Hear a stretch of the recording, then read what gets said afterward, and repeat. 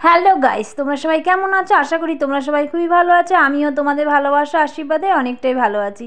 তো সকাল সকাল ঘুম থেকে উঠে গেছি, উঠে মানে বাসি কাজ যা করার করে সেরে টেরে তারপর প্রিন্সেসের মাথায় একটু তেল মেখে দিচ্ছি। আমি এই জয়া মাখি, আমার প্রিন্সেসদেরকেও আমি এই জয়া তেলই মাখাই। আমি ছোটোবেলা থেকে এই জয়া তেলটা ইউজ করি, তো আমার চুলটা ভালো থাকে। যতই নিহার মাখলে আমার ভীষণ চুল উঠে।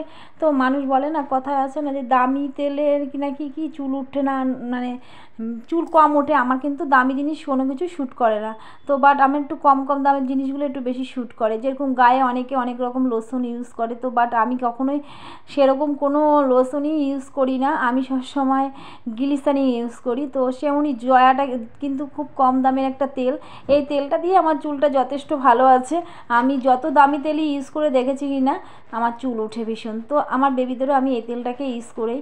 তো ছোটো বেবিকে করা হয়ে গেছে, তেল মালিশ করা হয়ে গেছে। তো বাট বড় বেবিকে মাখাচ্ছি, কারণ ও এখনও কিছুই করতে পারে না। দেখে মনে হয় অনেকটাই বড় হয়েছে, কিন্তু কোনো কিছুই পারে না।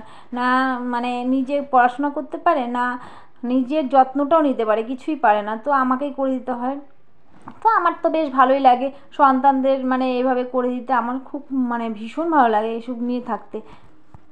এদিকে আমার বড় ছোটো প্রিন্সেস তো ভীষণ দুষ্টু, একটু মাথাটা ঠিকঠাক করে আঁচড়াতে জানে না। আঁচড়াতে দেবে কি, চিরুনিগুলোকে শুধু নিয়ে খেলাখেলি করে, দেয়ালে ঘষে ঘষে চিরুনিগুলোকে ধার ধার করে দিয়ে যায়। মাথা আঁচড়াতে গেলে ভীষণ লাগে, আর ওর বেশি লাগে, কারণ ওর চুলটা খুবই ছোটো ছোটো।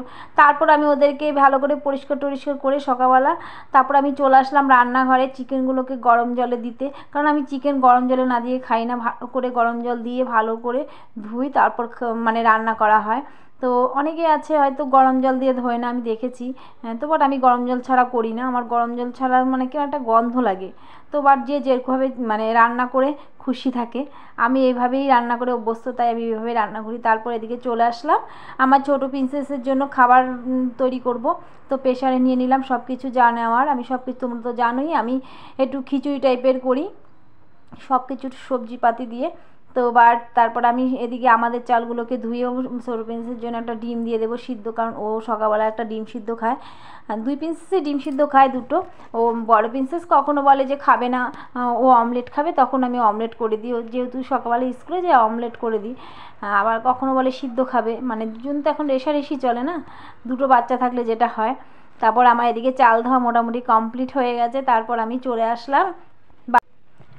তারপর দেখো সংসারে কত কাজ থাকে, একের পর এক তো চলতেই থাকে। তারপর এগুলো গরম জল দিয়ে মানে গরম জল ঢেলে দিলে তো হলো না, এগুলোকে ভালো করে মানে ধুয়ে টুয়ে আবার ঠান্ডা জল দিয়ে অনেকক্ষণ ধোয়ার পরে পরিষ্কার, যতক্ষণ অবধি মানে জল মানে মাংসটা থেকে রক্ত না পরিষ্কার হচ্ছে, সাদা জল বেরোচ্ছে, ততক্ষণ অবধি আমি ধুয়েই যাব। তারপর এদিকে মাংসগুলোকে দিয়ে টিয়ে আমি চলে আসলাম ঘর মুছতে, কারণ প্রতিদিনই আমার ঘর মুছতে হয়। তিনতলা সিঁড়ি ফিড়িগুলো এগুলো আমি সবসময় পরিষ্কার পরিচ্ছন্ন করি। আমাদের বাড়িতে কিন্তু জয়েন্ট ফ্যামিলি, তো সবাই একটু মানে কি মানে গায়ে হাওয়া লাগিয়ে থাকতে ভালোবাসে। তো তো আমি প্রতিদিন মুছি এগুলো, এদিকগুলো কেউ মোছে না। তাও নিচের সিঁড়িটা আমি কখনোই মুছি না, মিথ্যা কথা বলে তো লাভ নেই।